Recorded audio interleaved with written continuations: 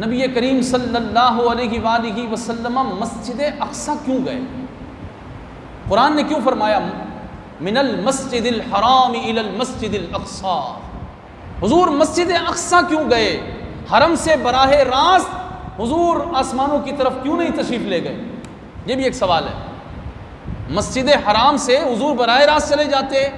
نہیں، اس کی کئی حکمتیں مفسرین نے لکھی، اس میں ایک یہ ہے کہ پہلے چونکہ رسول کریم علیہ الصلاۃ والسلام بیت المقدس کی طرف رخ فرماتے تھے، تو اللہ کے حبیب علیہ الصلاۃ والسلام نے چونکہ اپنے رخ زیبا کی تجلی سے اس کو بھی نوازا تھا، اب حضور علیہ الصلاۃ والسلام کو اللہ نے وہ بیت المقدس دکھا بھی دیا، مسجد اقصی دکھا بھی دی۔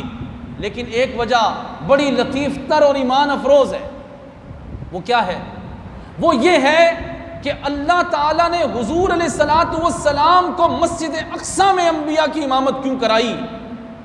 اس لیے کہ وہ مسجد اقصی بیت المقدس بن رہا تھا، وہاں انبیاء آتے تھے، ان کے قدم لگتے تھے، اس کی تقدیس ہو رہی تھی، لیکن ابھی بیت المقدس کی تقدیس مکمل نہیں ہوئی تھی۔ جب رسول اللہ کے قدم لگے تو وہ بیت المقدس بن گیا۔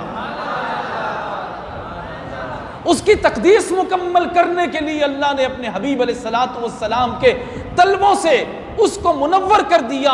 اے میرے محبوب، اے مصطفیٰ جان رحمت، جب آپ اس مسجد اقصی میں اپنے مبارک قدم رکھ دیں گے تو ہم اسے بیت المقدس بنا دیں گے۔ القدس یہ ہے اس لیے کہ رسول اللہ کے قدم وہاں لگے ہیں۔